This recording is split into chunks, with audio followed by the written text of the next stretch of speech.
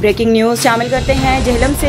आज deputy commissioner Jhelum Mohammad Saif Anwar ने anchor person doctor मुकद्दस Malik को झेलम में कोरोना वायरस से मुतालिक तफसीली बयान दिया। मजीद उन्होंने क्या कहा, जानते हैं इस वीडियो में।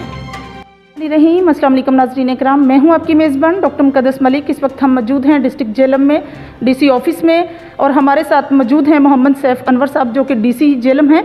आइए नाज़रीन इकराम, आज हम उनसे पूछते हैं कि उन्होंने अपने डिस्ट्रिक्ट में कोरोना के पेश नज़र, जो कि आलमी वबाई बीमारी है जिसने पूरी दुनिया को लपेट में लिया है और पाकिस्तान भी उसी का एक हिस्सा है, क्या क्या SOPs पे अमल करवाए हैं अपनी आवाम को और किस तरह से मार्केट्स जो हैं ओपन हैं तो उनमें से SOPs पे अमल किए जा रहे हैं, जितने भी शॉपकीपर हैं वो इस पर अमल कर रहे हैं या नहीं। और प्लस हम उनसे पूछते हैं कि होटलों में जितने भी होटलिंग हो रही है क्या अलाउ है या नहीं, या वो लोग SOPs पर अमल कर रहे हैं कि नहीं। जी अस्सलाम वालेकुम। वालेकुम अस्सलाम, बहुत शुक्रिया आपका। मैं इसमें बताता चलूँ कि जब से कोरोना की वबा पाकिस्तान में आई तो सबसे पहले डिस्ट्रिक्ट झेलम में, चूँकि ओवरसीज़ बहुत ज़्यादा यहाँ रहते हैं और बाहर से लोग भी आए, जी तो यहाँ 19 मार्च को पहला पॉजिटिव केस रिपोर्ट हुआ था। सही।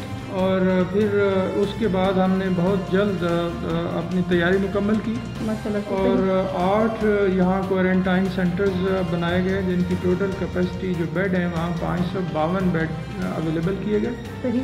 और इसके अलावा एक फील्ड हॉस्पिटल बना लिया गया बहुत जल्द, वो 165 बेड का है। जी। फिर जो हमारा DHQ है उसको अपग्रेड करके उसके आइसोलेशन वार्ड बनाए गए और वो वार्ड्स जो हैं उसमें आइसोलेशन रूम 78 हमने बनाए ताकि अगर खुदा न खास्ता केसेस ज़्यादा होते हैं तो हमारे पास इतनी कैपेसिटी हो। जी बिल्कुल। फिर जब ये हमने तैयारी अपनी मुकम्मल कर ली और 7 केसेस रिपोर्ट होने शुरू हुए तो हमने जो पॉजिटिव केसेस थे उनको DHQ में रेफ़र किया और जो उनके इमीडिएट कॉन्टैक्ट्स थे, फैमिली मेंबर थे, उनको हमने क्वारंटाइन सेंटर में रखा।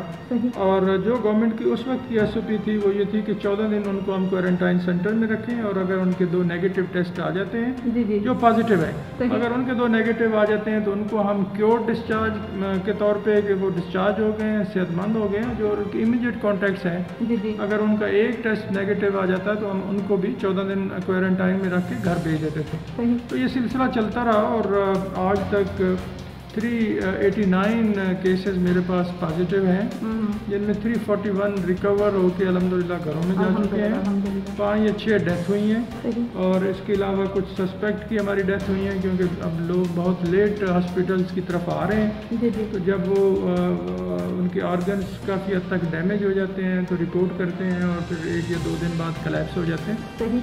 अभी हमारे पास एक और गवर्नमेंट ने पॉलिसी दी थी होम क्वारंटाइन करने की कि अगर कोई पॉजिटिव केस है और वो हॉस्पिटल नहीं आता तो उसको हम फैसिलिटी दे रहे हैं। हमारी टीम्स बनी हुई हैं, वो घर विजिट पहले करती हैं और उसके बाद उसको होम क्वारंटाइन हम कर देते हैं। और फिर उनकी कॉन्टैक्ट ट्रेसिंग और उनकी सैम्पलिंग, उनके जो अटेंडेंट्स हैं, लवाकिन हैं, फर्स्ट कॉन्टैक्ट, सेकंड कॉन्टैक्ट, उनकी हम साथ करते हैं। वो हमारे पास कुछ 30 के करीब लोग इस वक्त मुख्तलिफ जगहों पे होम क्वारंटाइन है। तो अल्हम्दुलिल्लाह हमारे पास सारी एसेंशियल मेडिसिन अवेलेबल हैं, डॉक्टर्स अवेलेबल हैं, हमारे पास PPEs की कोई कमी नहीं है, जो कोरोना फाइटिंग इक्विपमेंट है वो सारा अवेलेबल है, एसेंशियल मेडिसिन हमारे पास अवेलेबल हैं, डॉक्टर्स का मोराल माशाल्लाह बड़ा हाई है। हमने कुछ 6,500 लोगों की कॉन्टैक्ट ट्रेसिंग की है, स्क्रीनिंग की है। वो लोग जो बाहर से आए या जो लोग यहाँ पॉजिटिव हुए, जो उनके आगे फैमिली मेम्बर्स थे या जो मिलने वाले थे, उनकी भी स्क्रीनिंग की है। 6-7 एरियाज ऐसे थे जिनको हमने जब ये वबा शुरू हुई मार्च और अप्रैल में तो उनको हमने लॉकडाउन भी किए रखा 14 दिन के लिए। और जब वो वहाँ से केसेस नेगेटिव हुए तो फिर उस लॉकडाउन को हमने ख़त्म किया। इसके अलावा गवर्नमेंट ने साथ साथ कुछ नरमी भी की बिजनेस में और साथ कहा कि SOPs की जो है कंप्लायंस वो हमने करवानी है। उस पर भी मेरी टीम्स बनी हुई हैं, वो डेली के बेस पे विज़िट करती हैं। हम कोई 150 के करीब मुख्तलिफ शॉप्स को और मार्केट्स को सील कर चुके हैं। इसके अलावा कुछ 10 लाख के करीब हम जुर्माना कर चुके हैं लोगों को इस पर। फिर इस पर अवेयरनेस भी और आगाही भी साथ लोगों को दे रहे हैं कि वो मास्क पहन के निकलें और कम निकलें और सोशल डिस्टेंसिंग पे वो ध्यान दें और काम करें।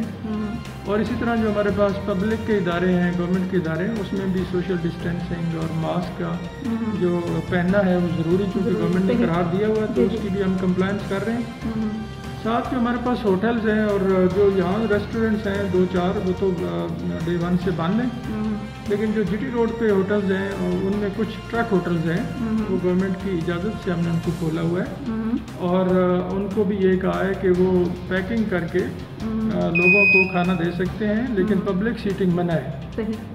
उस पर भी वायलेशन बाज़ दफ़ा रिपोर्ट होती हैं। रात भी हमारी असिस्टेंट कमिश्नर दीना ने 4 होटल जीटी रोड पे सील किए हैं और ये वक्तन फ़वक्तन जब वायलेशन होती हैं तो उनके खिलाफ हम भरपूर एक्शन लेते हैं।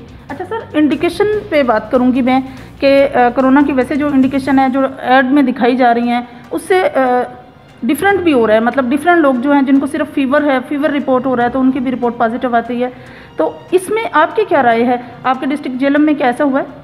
देखिए, कोरोना के सिम्टम्स हैं कि मैं डॉक्टर तो नहीं हूँ, लेकिन पिछले 4-5 महीने से हम भी इस पर काम कर रहे हैं। तो वो जो सिम्टम्स हैं उनमें गला ख़राब आपका हो गया है, आपको बुखार है, बॉडी पेन्स हैं, तो वो जब इस तरह के सिम्टम्स आते हैं और साथ शॉर्टनेस ऑफ ब्रेथ है, कफ है, तो फिर हम उसका टेस्ट करवाते हैं और जो हमारे पास DHQ में रेफ़र होते हैं उनके लिए अलग हमने फ़िल्टर क्लिनिक बनाया हुआ है।